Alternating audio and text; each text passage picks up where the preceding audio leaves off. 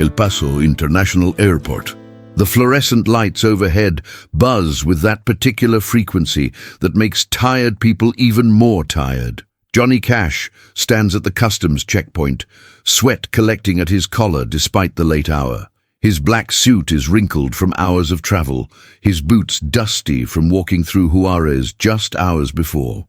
The customs agent, a young man with wire-rimmed glasses and the kind of methodical patience that comes from processing thousands of travelers, gestures toward Cash's guitar case. "Sir, I'll need to inspect that." Cash nods, trying to keep his breathing steady. His hands, those same hands that have played for presidents and prisoners, tremble slightly as he sets the case on the metal examination table. The agent's fingers work the latches with practiced efficiency. Click. Click. The case opens. But it's not just the guitar inside. Tucked carefully beneath the strings, wrapped in newspaper and secured with rubber bands, are hundreds of pills, white ones, yellow ones, small tablets that catch the harsh airport lighting and seem to glow with their own terrible promise. The agent's expression doesn't change, but his hand moves slowly toward the telephone on his desk. "Mr. Cash," he says quietly, "I'm going to need you to come with me." This is the moment when everything could have ended. The moment when the man in black's career, his marriage, his life, all of it, could have shattered like glass on that cold airport floor. But what happened in the hours that followed, in a holding cell that smelled of industrial cleaner and desperate men's sweat, would change Johnny Cash forever. Not because he found religion in that cell. Not because he made promises he couldn't keep, but because he finally looked at himself with clear eyes and saw exactly what he had become. The story of Johnny Cash's arrest has been told before, reduced to a footnote in biographies, a cautionary tale about addiction. But the truth is more complicated, more human, and ultimately more redemptive than any simple narrative of fall and recovery. Because this wasn't the beginning of Cash's troubles with pills. It wasn't even the lowest point. It was something else entirely. A mirror held up in the worst possible moment, reflecting back an image so unbearable that something inside him finally broke. Or maybe, just maybe, it was the moment something finally healed. The customs agent makes the call. Within minutes, 2 Border Patrol officers arrive, their boots clicking against the linoleum with the rhythm of finality. They're polite, professional. One of them, an older man with grey at his temples and eyes that have seen this scene play out 1,000 times before, reads Cash's rights in a voice completely devoid of judgment. The other officer, younger, can't quite hide his recognition. His eyes widen slightly when he realizes who they're arresting. "You're Johnny Cash," he says. Not a question, just a statement of fact that hangs in the air like smoke. "Yes, sir, I am. My mama loves your music." Cash manages something that might be a smile. "Tell her I appreciate that." They handcuff him gently, almost apologetically. The metal is cold against his wrists. He's led through the airport at an hour when most of the terminal is empty, past a janitor who doesn't look up from his mop, past a sleeping family sprawled across a row of plastic chairs. Outside, the October night is surprisingly cold. The desert gives up its heat quickly after sunset, and Cash shivers in his suit jacket as they guide him toward the patrol car. The drive to the detention center takes 15 minutes. Cash sits in the back seat, watching El Paso slide past the window. Neon signs advertising motels and diners. A billboard for his upcoming show in Phoenix. The irony isn't lost on him. He's supposed to be on stage in 3 days, performing for thousands of people who paid good money to see the man in black.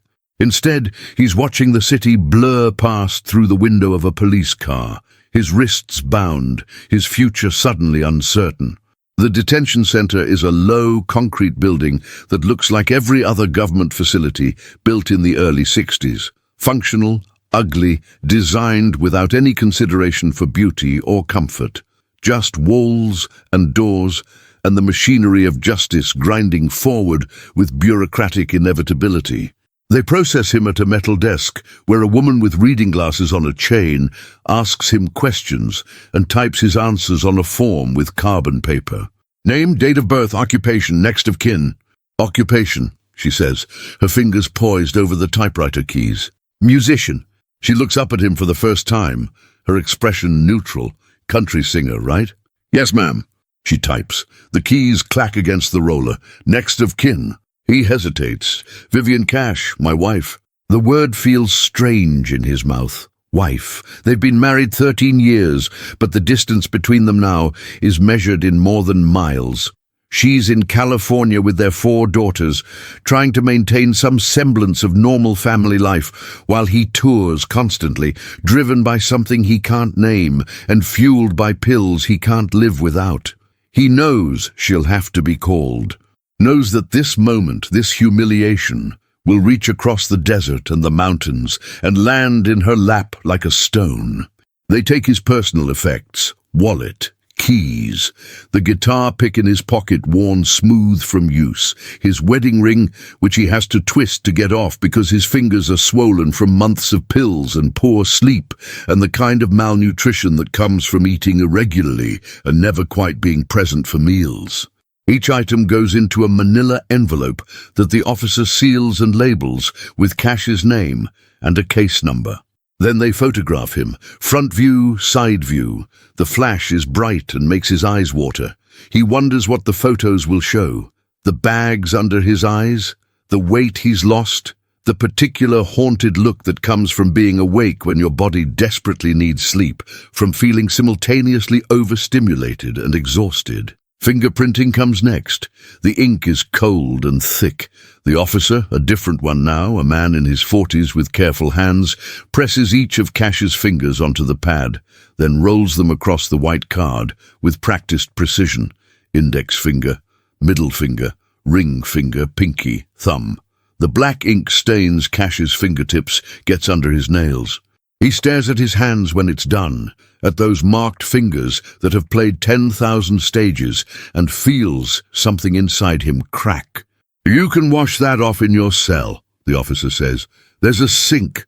The holding cell is at the end of a corridor that echoes with every footstep. It's small, maybe 8 feet by 10 feet, with concrete walls painted institutional green and a single fluorescent light behind a metal cage on the ceiling. There's a metal bench bolted to the wall, a toilet without a seat, and a tiny sink that drips with metronomic regularity. Drip, drip, drip. The door closes with a sound that reverberates in Cash's chest. The lock engages. Click. He's alone. For the first time in months, maybe years, he's completely, utterly alone. No band members, no manager, no fans, no wife, no children, no stage to stand on, no pills to take, no escape. Just Johnny Cash and the silence and the dripping sink. He sits on the metal bench and puts his head in his hands. The thing about amphetamines is that they don't just keep you awake. They convince you that sleep is unnecessary, that rest is for weaker men, that you can push past every natural limit your body sets. Cash has been taking them for years now. Started innocently enough, little white pills to help him stay alert during long drives between shows, to keep his energy up for back-to-back performances, to maintain the pace that success demands. But somewhere along the way, the pills stopped being tools and became necessities. Then they became more than necessities. They became the thing that separated him from the void. Without them, he's hollow. His body aches. His mind races and then slows and then races again, unable to find equilibrium. His hands shake. His stomach churns. Cold sweat breaks out across his skin despite the warmth of the cell. He's crashing, hard. The withdrawal isn't sudden. It's more like a tide coming in, each wave a little higher than the last. First comes the exhaustion, so profound that simply holding his head up feels like lifting weights. Then the anxiety, formless and overwhelming, making his heart race for no reason at all. His mouth is dry, his skin feels wrong, too tight or too loose, he can't tell which.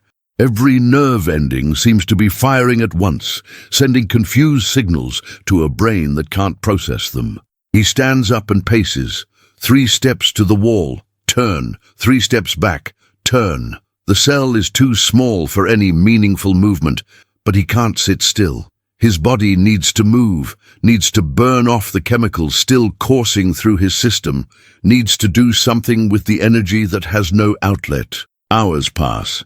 He has no watch, no way to mark time, except by the drip of the sink and the occasional sound of footsteps in the corridor outside. He counts the drips for a while, gets to 200 and loses track, starts over, gets to 50 and forgets why he's counting. His mind wanders to places he usually keeps firmly barricaded. He thinks about his daughters, Roseanne, Kathy, Cindy, Tara, and realizes with a sharp stab of shame that he can't remember the last time he was truly present with them. Not just physically there, but actually present, actually seeing them, actually listening. He's been a ghost in his own home, appearing between tours, signing autographs for his own children, then disappearing again into the machinery of his career. He thinks about Vivian, who married a struggling musician and ended up with something she never asked for, a famous stranger who comes home less and less, who is somehow both more and less than the man she fell in love with. She's tried.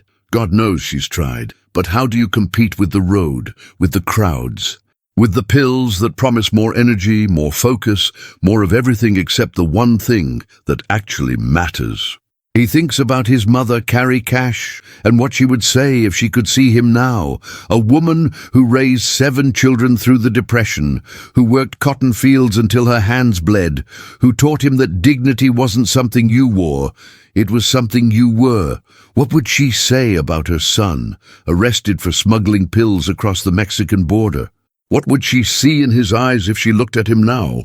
The walls seem to be closing in, or maybe that's just the withdrawal talking, distorting his perception, making everything feel wrong and threatening. He sits back down on the bench, stands up, paces again, sits. His body can't decide what it needs.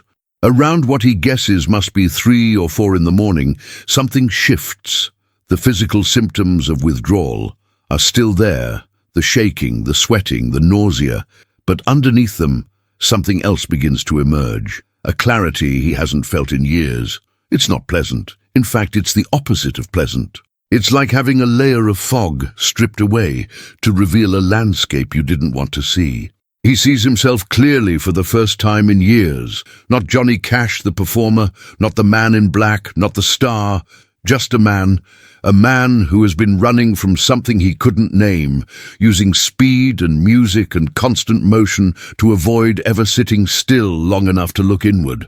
A man who has hurt people who loved him. A man who has been so afraid of his own emptiness that he filled it with anything and everything, except the one thing that might actually help: honesty. The realization doesn't come as a thunderbolt or a religious epiphany.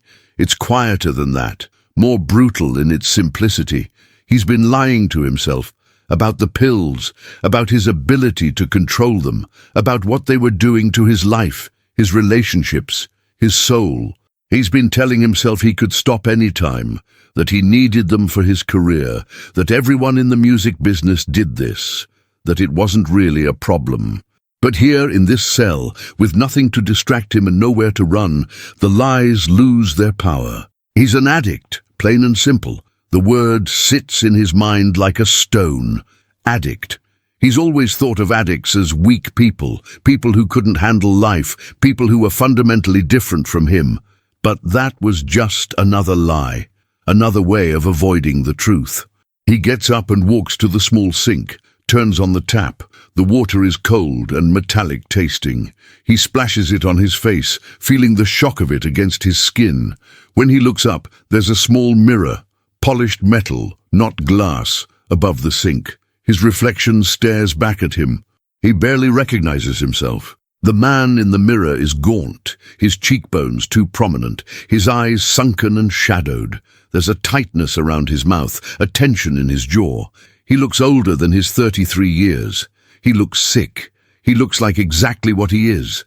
A man who has been slowly poisoning himself while pretending everything was fine. How long has he looked like this? How long have other people been seeing this version of him while he remained blind to it? He remembers a conversation with his brother Roy weeks ago. Roy had pulled him aside after a show, concern etched deep in his face, and said, "John, you gotta slow down. You're killing yourself." Cash had laughed it off, clapped his brother on the shoulder, said he was fine, said he knew what he was doing. The look in Roy's eyes had been something between pity and frustration. He hadn't believed Cash's reassurances. He'd just given up trying. How many people had given up trying? Cash leans against the wall and slides down until he's sitting on the cold concrete floor. The fluorescent light hums above him. The sink drips. Somewhere in the building, someone coughs, a wet, rattling sound that echoes through the walls. For a man who has spent years surrounded by people, bandmates, fans, family, hangers-on, this isolation is excruciating. But it's also, in some strange way, necessary. For the first time in longer than he can remember, there's no show to do tomorrow, no crowd to please, no persona to maintain. He doesn't have to be Johnny Cash right now. He can just be John. Just a man sitting in a cell, facing consequences, confronting truths. The thing is, he's been here before. Not this exact cell, but places like it, dark nights of the soul, moments when the pills wore off and reality came crashing in. But every other time, he's found a way to escape, called someone, made promises, got out, and immediately went back to the same patterns, the same pills, the same lies. This time feels different.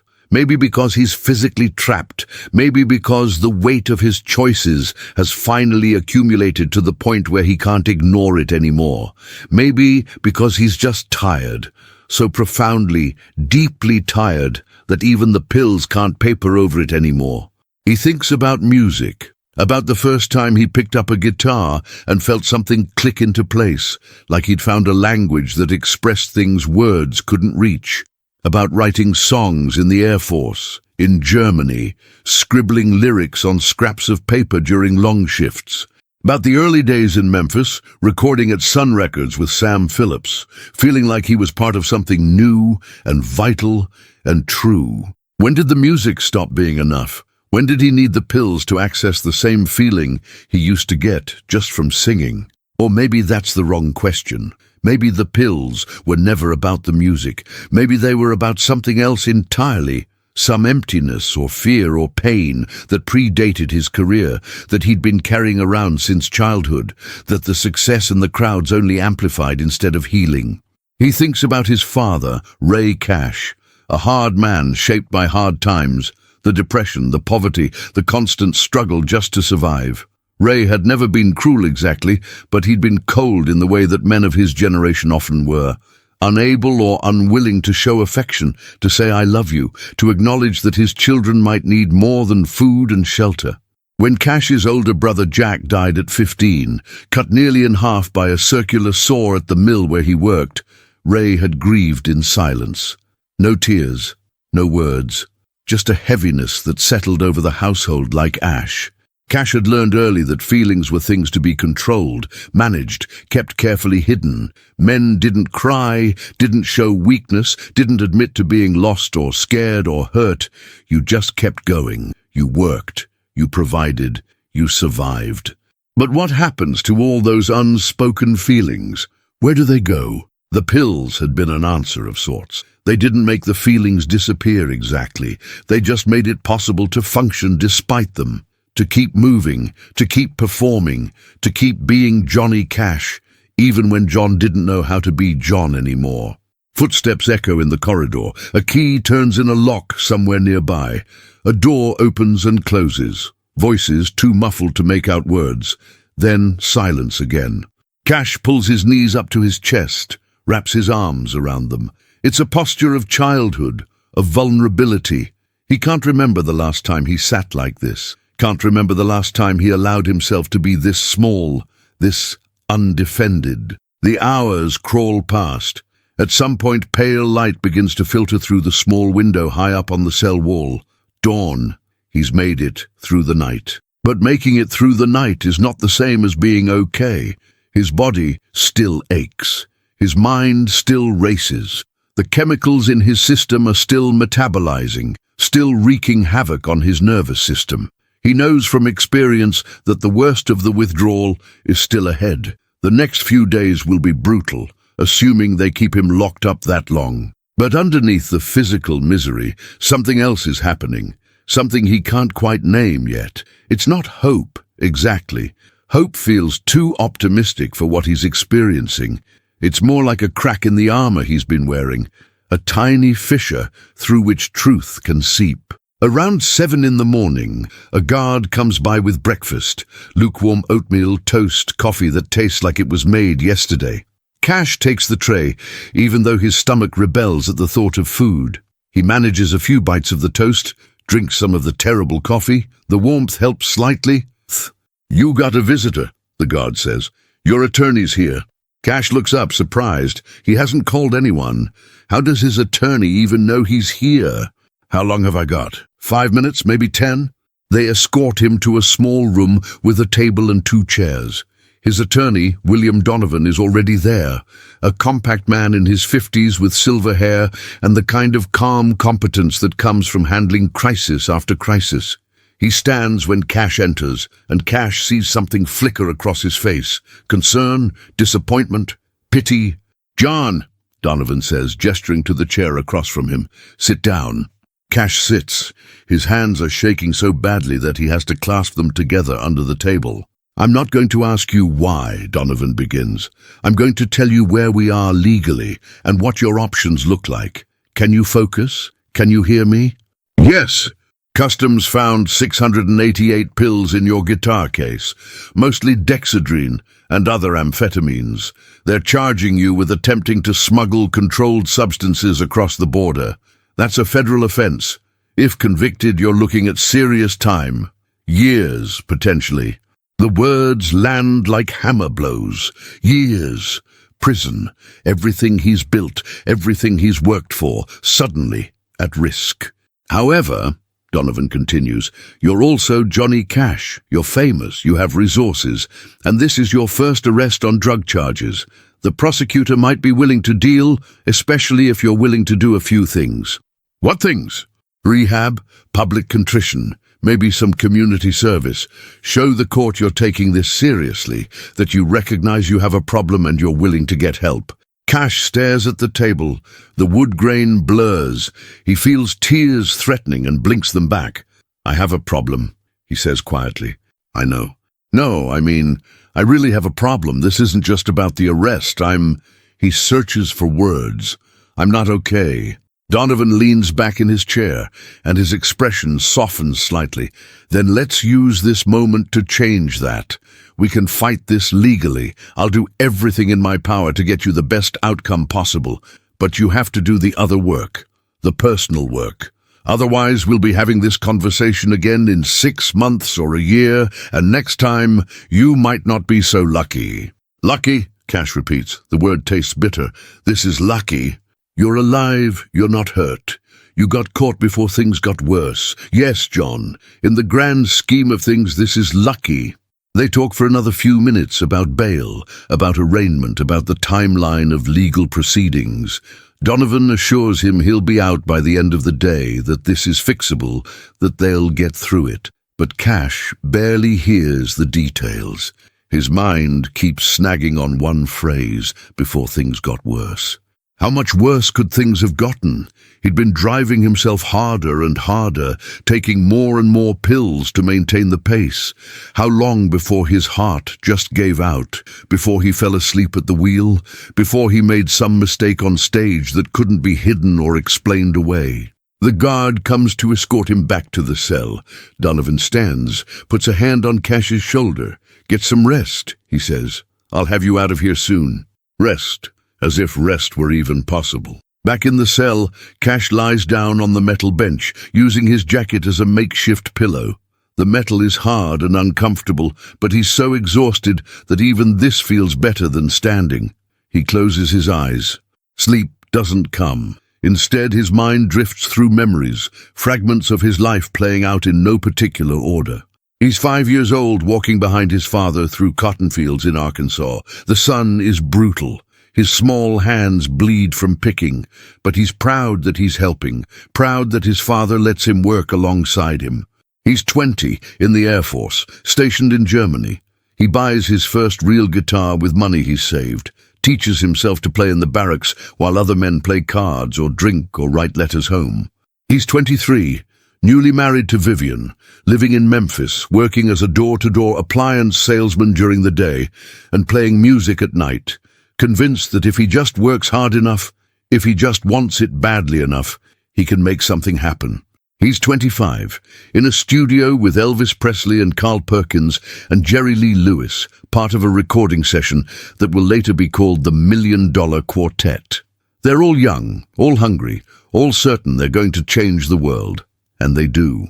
He's 27, touring constantly, away from home more often than he's there, struggling to balance the demands of fame with the needs of his family. The pills start as a solution, just something to help him keep going. He's 30, playing for prisoners at San Quentin, feeling something in that prison yard, a connection, a purpose, that he doesn't feel anywhere else. The inmates see him, really see him, and he sees them, recognizes something of himself in their faces. He's 33, lying on a metal bench in a holding cell in El Paso, Texas. His career potentially in ruins, his family fractured, his body in withdrawal, his soul stripped bare. How did he get here? The answer is simple and complicated at the same time. 1,000 small choices, each one seeming reasonable in the moment, each one leading inexorably to the next. One pill became 2, became 4, became however many it took to feel normal. One lie became 10, became 100. One compromise became a pattern, became a lifestyle. But knowing how he got here doesn't tell him how to get out. The door opens again around noon. The guard, a different one this time younger, brings lunch. More food Cash can't eat. But he tries anyway, forcing down a few bites because some practical part of his brain reminds him that he needs to eat, that his body needs fuel even if his mind is too chaotic to feel hungry. Your bail's been posted, the guard says. You'll be processed out within the hour. Cash nods. He should feel relieved. Instead, he feels something closer to panic. Here, in this cell, he's been forced to confront things he'd been avoiding. Out there, all the same pressures will be waiting, the same temptations, the same patterns. What's to stop him from walking out of here and going right back to the pills? The question haunts him as they process his release, as he signs papers and collects his personal effects, as he puts his wedding ring back on, sliding it over knuckles that seem more prominent than they were yesterday, as he walks out into the bright Texas afternoon, squinting against sunlight that feels harsh after the fluorescent dimness of the cell. Donovan is waiting for him outside with a car. There are reporters, he warns. We're going to make a brief statement and then we're leaving. Don't say anything beyond what we discussed. Just acknowledge that you made a mistake, that you're taking responsibility, and that you're seeking help. The reporters cluster around them the moment they emerge from the building. Cameras flash, microphones thrust forward, questions shouted over each other. Mr. Cash, is it true you were smuggling drugs? How long have you been using? What do you have to say to your fans? Are you checking into rehab? Donovan holds up a hand, waits for the noise to die down. Then, Mr. Cash has a brief statement. Cash steps forward. His legs feel weak. His voice, when it comes, sounds rough, scraped, raw. I made a mistake, a serious mistake. I take full responsibility for my actions, and I apologize to my family, my fans, and to anyone I've let down. I'm going to get help. That's all I can say right now. More questions, but Donovan guides him toward the car. They drive away, leaving the reporters behind. In the car, Cash leans his head against the window, watches El Paso slide past. The city looks different in daylight, more real somehow, less like a backdrop and more like a place where actual people live actual lives. Where am I going? He asked. A friend of yours has a place, quiet, private. You can rest there for a few days before we figure out next steps. The band. I've cancelled the Phoenix show, and the next 3 after that. The official statement is that you're dealing with a medical issue, which, technically, is true. Cash closes his eyes. All those people who bought tickets, all those venue owners counting on him, all those musicians depending on his touring schedule for their livelihood, the ripple effects of his choices spreading outward like cracks in ice. They drive for an hour, leaving El Paso behind, heading into open desert.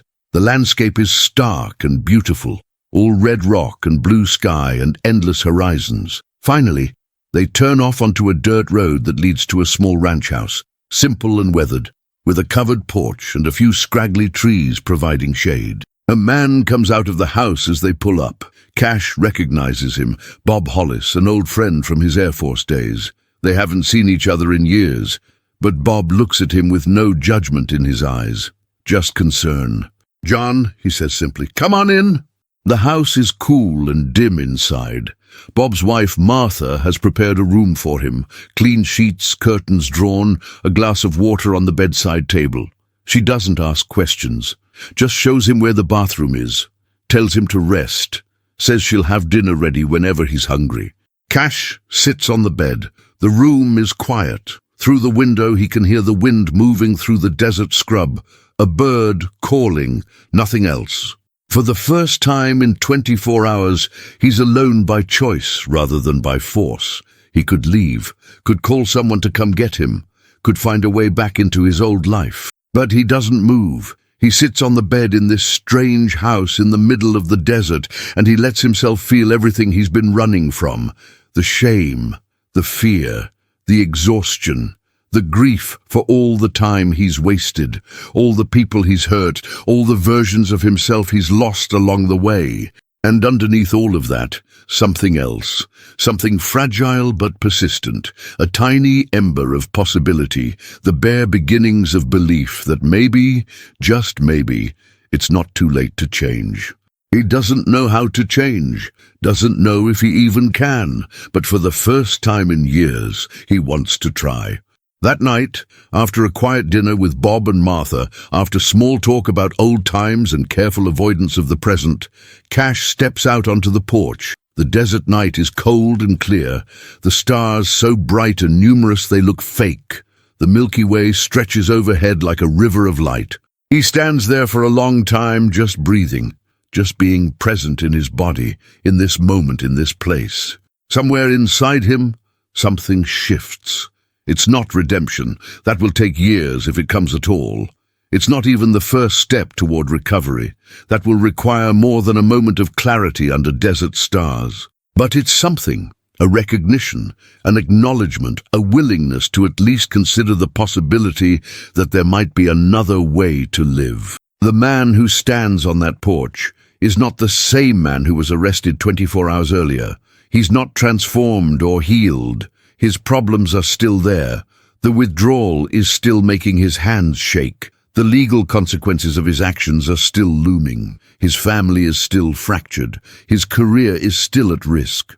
But he's different nonetheless, because for the first time in years, he's seen himself clearly, and while what he saw wasn't pretty, at least it was true. Truth, it turns out, is a foundation you can build on. Even if you're building from rubble, even if you don't know what the finished structure will look like, even if the work ahead seems impossible, you can build from truth. Inside the house, a phone rings. Bob answers it. There's a murmur of conversation, then Bob appears at the door. "It's your wife," he says quietly. "Vivian, she wants to talk to you." Cash takes a breath, then another.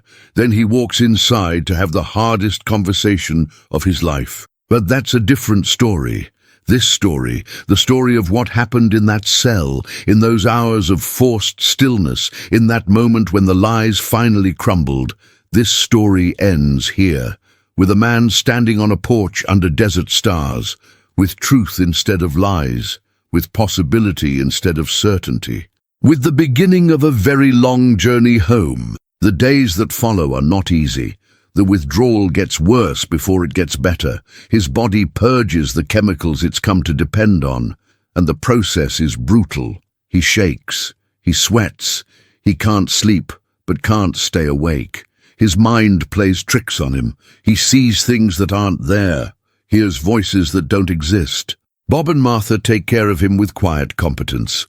They've seen addiction before. Martha's brother died from it years ago. They know the patterns. They know not to enable, not to judge, not to expect too much too soon. Vivian calls every day. The conversations are tense, careful. She's hurt and angry and scared. She wants to believe he's serious about getting help this time, but she's been disappointed before. She's protecting herself, protecting their daughters. Cash doesn't blame her. He's given her every reason to be cautious. His attorney handles the legal side. There will be a hearing. There will be consequences, probation, community service, mandatory counseling. But the prosecutor, perhaps influenced by Cash's fame, or perhaps just willing to give someone a chance, agrees to a deal that doesn't involve prison time. Cash knows he's getting treatment that others wouldn't. Knows that if he were just some ordinary guy, the system wouldn't be so forgiving. That knowledge sits heavy with him. It's another thing to add to the list of truths he needs to face. On the 5th day, he wakes up and realizes his hands aren't shaking anymore. His mind, while still fragile, feels clearer. The worst of the physical withdrawal has passed. He's still exhausted, still emotionally raw, still facing a mountain of problems. But he's also alive and conscious and present in a way he hasn't been in years. He takes a shower, the first real one since his arrest, lets the hot water run over him until it starts to cool, gets dressed in clean clothes that Bob lent him, looks at himself in the bathroom mirror. He still looks like hell, but he looks like someone who might survive. That afternoon, he sits on the porch with Bob and asks the question that's been circling in his mind. How do I do this? How do I actually change? Bob considers the question. He's not a doctor or a therapist, just a man who's lived long enough to know that easy answers don't exist. 1 day at a time, he says finally. Sometimes 1 hour at a time. Sometimes 1 minute. That's it? That's everything. Cash thinks about this, about breaking his life down into manageable pieces, not worrying about staying clean for years or even months, just making it through this day, this hour, this minute. It doesn't solve anything, but it makes the impossible feel slightly less impossible. A week after his arrest, Cash returns to California, to Vivian and his daughters, to a house that feels both familiar and strange, like a place he used to know but doesn't quite recognize anymore. His daughters look at him with a mixture of confusion and hope. They're young. The oldest is 10, the youngest only 3. They don't understand what's happened, only that their father disappeared and came back different somehow. He sits with them in the living room, his youngest on his lap, and tries to find words to explain. "Daddy made some mistakes," he says slowly, "and now Daddy's going to work very hard to do better."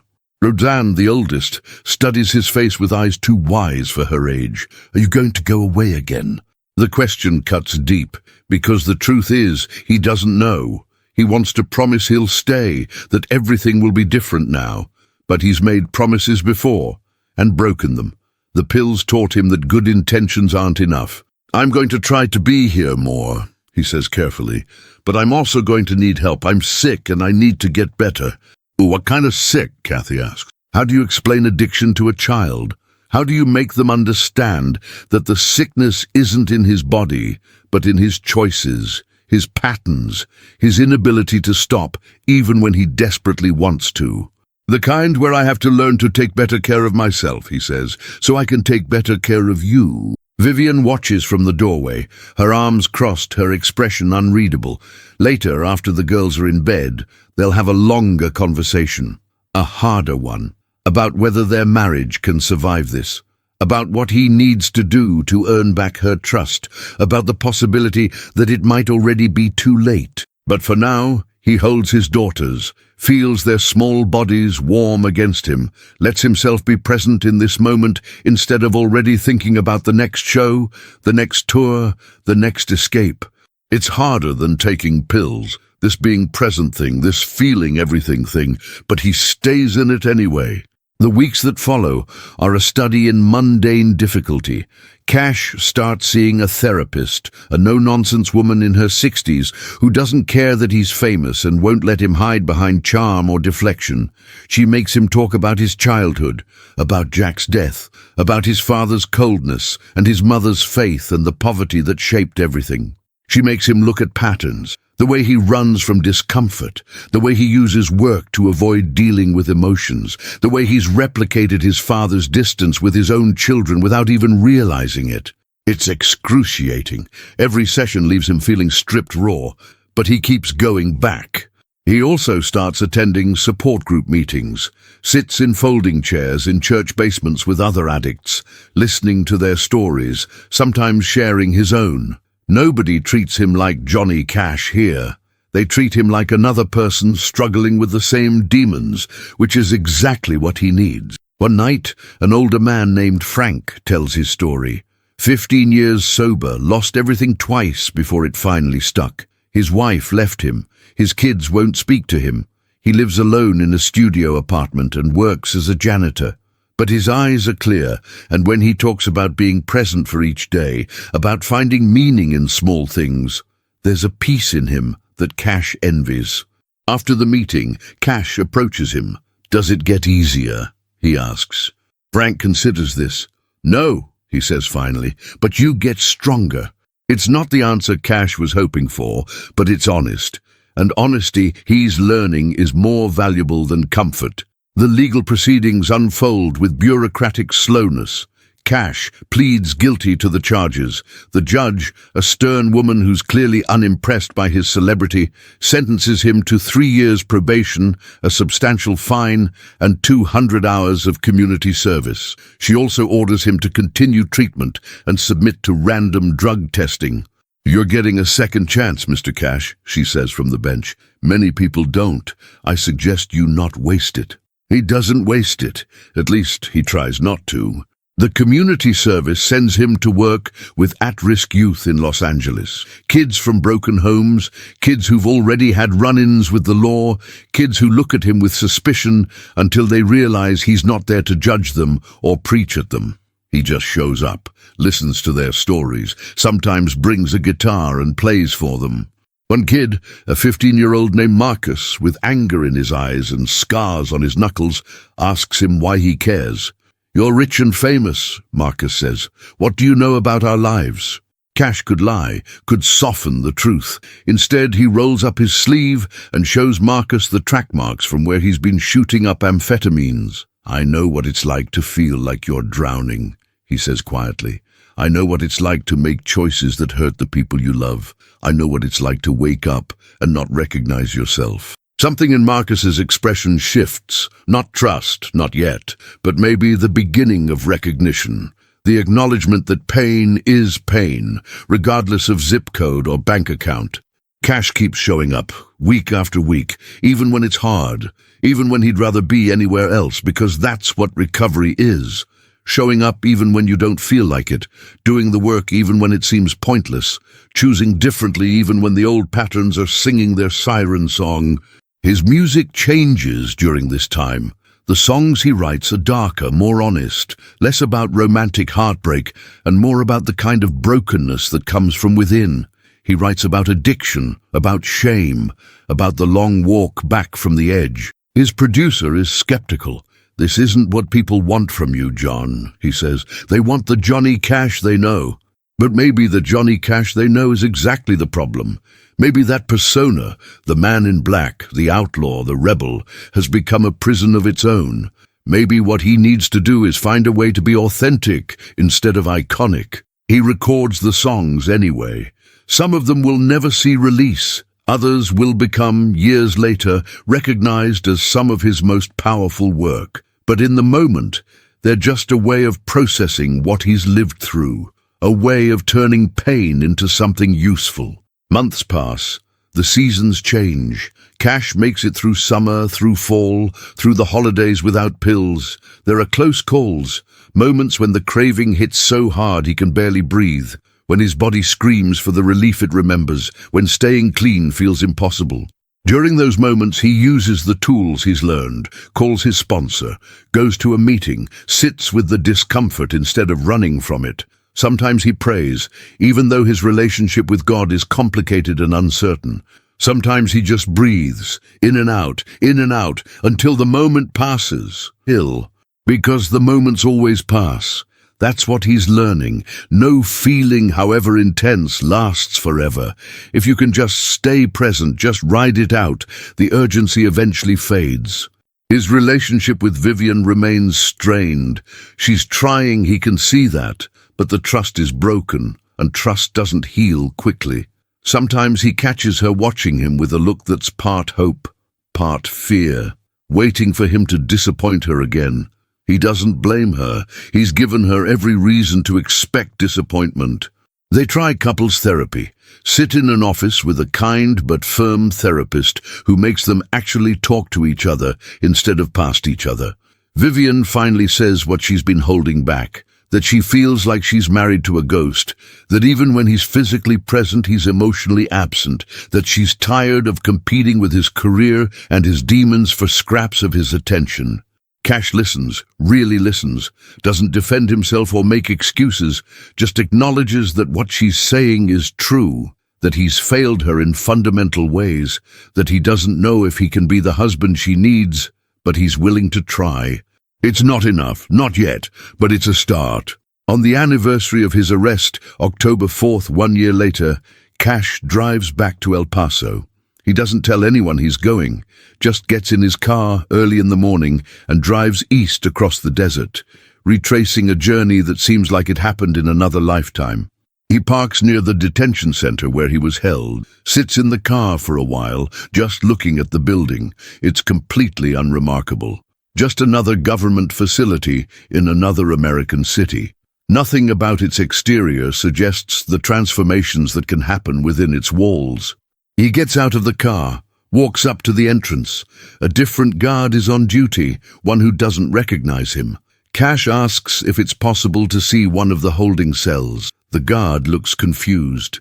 "It's a strange request," Cash admits, "but a year ago I was arrested here, spent the night in one of those cells, changed my life. I just want to see it again." Something in his honesty or his humility or maybe just the oddness of the request makes the guard agree. He escorts Cash back through the corridors, the same path Cash walked in handcuffs a year ago, to a cell that might or might not be the exact one, but looks identical. The guard opens the door. Cash steps inside. It's smaller than he remembered. The walls are still that institutional green. The sink still drips. The fluorescent light still hums. But it's just a room, just concrete and metal and paint. The power it had over him was never about the space itself. It was about what happened inside him while he was trapped here. He stands in the center of the cell for several minutes, remembering, feeling grateful, strangely, for this ugly little room and the crisis that brought him here. Because sometimes the only way to move forward is to first be stopped completely. Sometimes growth requires a breaking. "Thank you," he says to the guard as they leave. "I know that was unusual." The guard shrugs.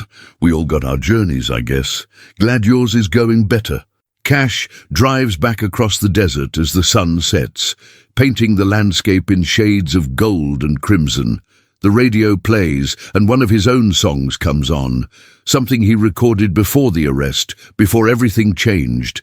He listens to it with detachment, as if it's someone else singing.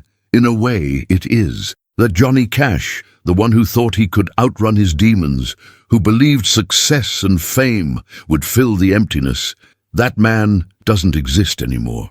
The man driving this car is different, scarred, humbler. Still broken in places that might never fully heal, but also more honest, more present, more human. When he gets home, Vivian is waiting up for him. "Where were you?" she asks, and there's concern in her voice, the old fear that he's relapsed, that he's gone back to his old ways. "El Paso," he says, "visiting the place where I got arrested." She searches his face, trying to understand. "Why?" "To remember," he says. "To not take any of this for granted, to stay grateful for second chances." She nods, slowly. Then, unexpectedly, she steps forward and hugs him. Really hugs him, not the careful, distant embraces they've been sharing for months. He holds her tight, feeling her warmth, her solidity, her willingness to still be here despite everything. "I'm trying," he whispers into her hair. "I know," she says, "I see it. It's not reconciliation, not yet, but it's something. Another small step on a very long road." 2 years after his arrest, Cash is playing a small venue in Texas. Nothing like the massive stadiums and concert halls he's used to, just an intimate club with a few hundred seats. He's been doing more of these shows lately, reconnecting with music in a way that feels pure again, stripped of all the machinery of fame. Halfway through the set, he stops between songs and does something he's never done before. He tells the audience about his arrest, about the pills, about the night in the cell, about the long, difficult process of getting clean and staying clean. The room is completely silent as he speaks. You could hear a pin drop. When he finishes, there's a moment of stillness, and then someone starts clapping. Then someone else. Then the whole room is on its feet, applauding not for his music, but for his honesty, for his willingness to be vulnerable, for showing them that even icons are just people struggling with the same darkness as everyone else. That night, a young man approaches him after the show. He's in his early 20s, thin and nervous, with the telltale signs of someone fighting his own battles with substances. "Mr. Cash," he says, "I've been thinking about quitting, been thinking about it for months, but I didn't know if I could. Hearing you talk tonight, I don't know. Maybe I can." Cash looks at this kid who reminds him of himself at that age, full of potential and fear in equal measure, standing at the edge of a choice that will define his life. He thinks about all the people who helped him, the therapists and sponsors and friends who showed up even when he was at his worst, the second chances he received that others don't get. "You can," he says firmly. "It's going to be hard, probably the hardest thing you'll ever do, but you can. And when it gets really difficult, when you think you can't make it through another day, remember that you just have to make it through this moment. Not tomorrow, not next week, just this moment, this." The young man's eyes fill with tears. "Thank you," he says. Cash watches him walk away, and something clicks into place. This is why he went through it all, the arrest, the withdrawal, the painful rebuilding, not just for his own salvation, but so he could stand here tonight and give this kid a reason to hope. The ripples spread outward. That young man gets clean and helps someone else, who helps someone else, who helps someone else. And somewhere in that chain of connection, in that web of second chances and hard-won wisdom, the suffering becomes meaningful. Not redeemed. You can't redeem the pain that addiction causes, but meaningful, useful, transformed into something that helps instead of harms. 3 years after his arrest, Cash is performing at a prison, something he'll do many times over his career, but this one is different because it's the first since his arrest. The inmates respond to him with an intensity that still surprises him. Even after all these years, they recognize something in him, a kinship, a shared understanding of what it means to be caged. When he introduces Folsom Prison Blues, he tells them it's not just a song about being trapped behind bars. It's about every kind of prison we build for ourselves. The prisons of addiction and shame and fear and regret. The prisons that have no walls, but are somehow harder to escape than any concrete cell. The men in the yard, rough men, hard men, men who've done things they can't take back, listen with an attention so focused it's almost reverent. And when Cash sings, something happens in that space. For 3 minutes, maybe 4. No one is prisoner or guard or visitor. They're just human beings, connected by music and shared pain and the desperate hope that maybe, somehow, things can get better. After the show, the warden tells Cash that they had 0 incidents during the performance. No fights, no conflicts, just music filling the spaces where violence usually lives. "You should come back," the warden says. "These men need what you're giving them." Cash thinks about this, about how strange it is that his arrest, his greatest shame, has somehow opened up this avenue for connection and service, about how the very things we want to hide are often the things that can help others most. "I'll come back," he promises, and he does, again and again, for the rest of his career. The relationship with Vivian doesn't survive. Despite their best efforts, despite the therapy and the trying and the genuine love that still exists between them, the damage is too deep. They separate quietly, then divorce. It's painful and sad, but also, in its way, honest. Sometimes trying isn't enough. Sometimes the breaks can't be mended. Cash mourns the loss of his marriage, takes responsibility for his role in its dissolution, makes sure his daughters know it's not their fault. Then he does the hardest thing of all. He lets himself feel the grief without trying to numb it, without pills or work or any other escape. He just sits with it, learns that sadness doesn't kill you, that you can survive feeling terrible, that emotions, however painful, have a beginning and an end. It's during this period of grief and transition that he reconnects with June Carter. They've known each other for years, toured together, become friends. But now, in the aftermath of his divorce, something shifts. Or maybe something that was always there finally has room to breathe. June sees him clearly, sees the addict and the artist and the broken man trying to rebuild. And she doesn't run, doesn't try to fix him, just stands beside him and says, "I'm here, however long it takes." Their relationship develops slowly, carefully.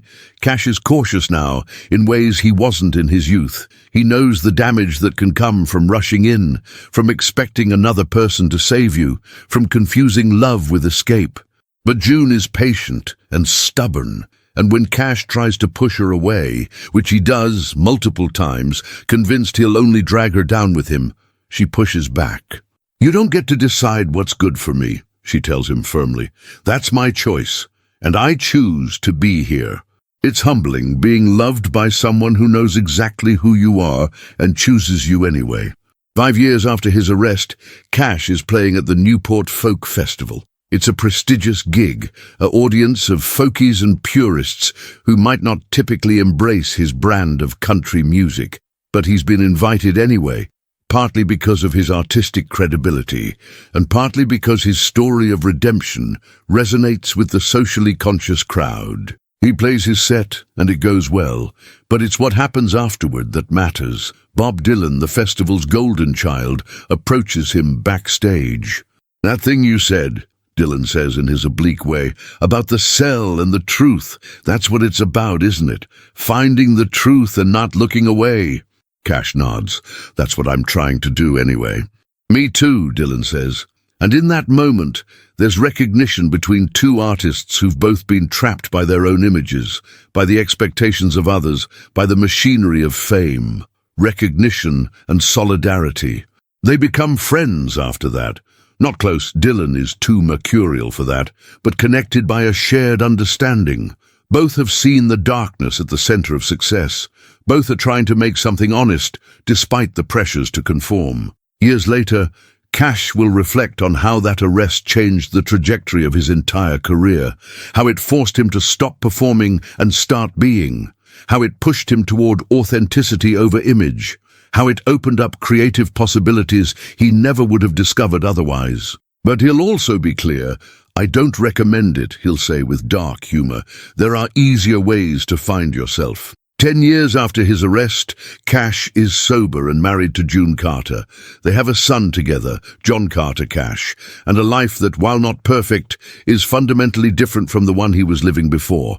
He still tours, still makes music, still deals with the pressures of fame, but he's learned how to set boundaries, how to say no, how to prioritize his health and his family over the endless demands of his career. He still goes to meetings, still talks to his sponsor, still does the work day after day, because sobriety isn't something you achieve once and forget about.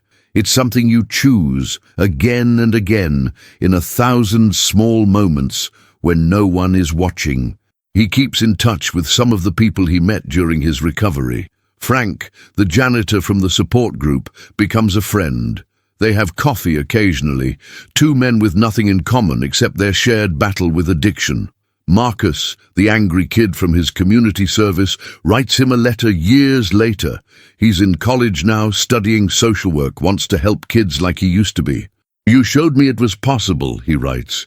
"Thank you for not giving up."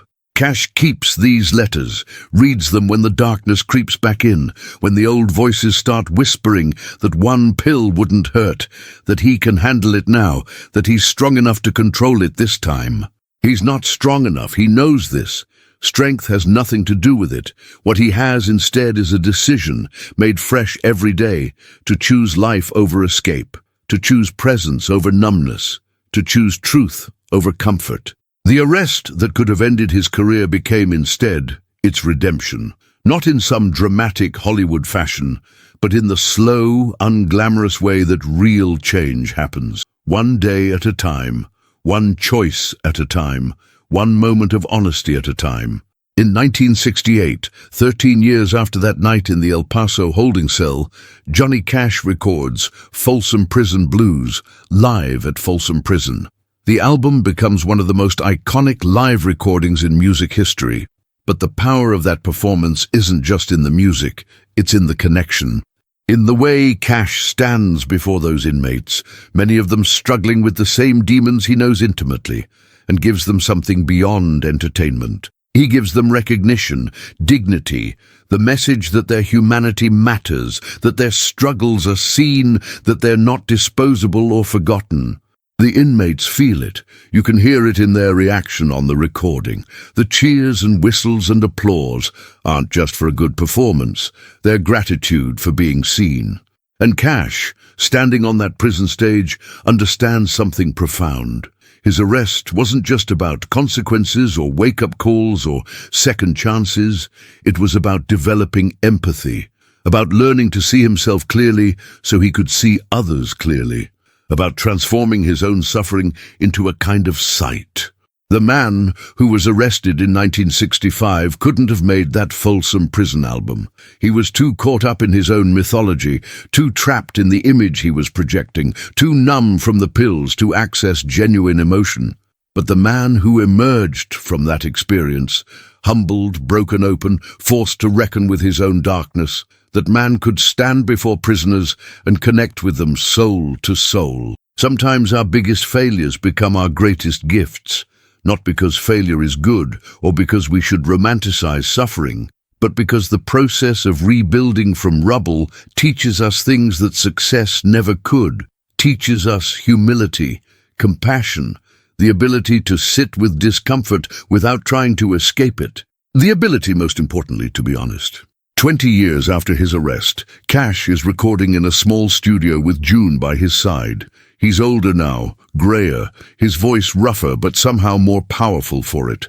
They're working on a gospel song, something about grace and redemption and the long walk home. Between takes, June asks him, "Do you ever think about that night, in the cell?" "Every day," he says. "Not consciously maybe, but it's always there, the memory of what it felt like to hit bottom. I never want to forget." "Why not?" she asks. "It was terrible." "Because," he says slowly, working out the thought as he speaks, "when I forget how bad it was, I start thinking I can handle things I can't. I start believing I'm stronger than I am. The memory keeps me honest." June nods, understanding. She's seen the work he does, the daily effort of staying clean, the constant vigilance. She knows it's not dramatic. It's just consistent. Show up, do the work, choose differently, repeat. "You are strong, though," she says. "No," he corrects gently. "I'm just committed. There's a difference." In his later years, Cash will become an elder statesman of country music. Other artists will seek his advice, his blessing, his collaboration, and he'll be generous with all of it, but especially generous with the younger musicians who are struggling with the same demons he once battled. When he hears about someone using too hard, partying too much, heading toward the edge, he reaches out, not to lecture, not to judge, just to say, "I've been there, I know what it looks like. If you want help, I'm here." Some take him up on it, some don't. Some come back years later after their own rock bottom and say, "You tried to tell me, I wasn't ready to hear it." And Cash, who understands better than most that people can only change when they're ready, simply nods and says, "But you're ready now, so let's figure out what's next." The legacy of that night in El Paso isn't just personal. It ripples outward through decades of music, through prison performances and gospel recordings and raw, honest songs about suffering and redemption. It influences other artists who see Cash's willingness to be vulnerable and find permission to do the same. It tells a story that desperately needs telling, that addiction doesn't discriminate, that success doesn't protect you, that fame doesn't fill the emptiness, and that recovery, real recovery, is possible if you're willing to do the work. In 2003, near the end of his life, Johnny Cash records a cover of 9 Inch Nails, Hurt. The video shows him as an old man, frail and mortal, surrounded by the artifacts of his career, the museum of his past. When he sings, "I hurt myself today to see if I still feel," the words carry the weight of everything he's lived through, every pill, every arrest, every moment of darkness, every hard-won step back toward the light. The video becomes iconic, playing on MTV, introducing Cash to a new generation. But for those who know his story, who know about El Paso and the holding cell and the long journey that followed, the song resonates on a deeper level. It's a man taking inventory of his life, acknowledging the damage, accepting responsibility, but also celebrating survival. Celebrating the fact that despite everything, he's still here, still feeling, still making music, still connected to the world and the people in it. That's what that night in the holding cell gave him ultimately. Not sobriety that came from daily work, from constant choice, from support and therapy and grace, but the night in the cell gave him honesty, gave him the ability to see himself clearly. And from that clarity, everything else became possible. Today, if you visit El Paso, the detention center still stands. It's just a building, unremarkable and functional, serving its purpose in the machinery of border enforcement. But somewhere in that building is a cell where 58 years ago, a man sat alone in the darkness and made a choice. Not a choice to get clean, not a choice to change his life. Those would come later, in moments of strength and moments of weakness, in triumph and in failure, over years and decades. Just a choice to see the truth. And sometimes that's all it takes.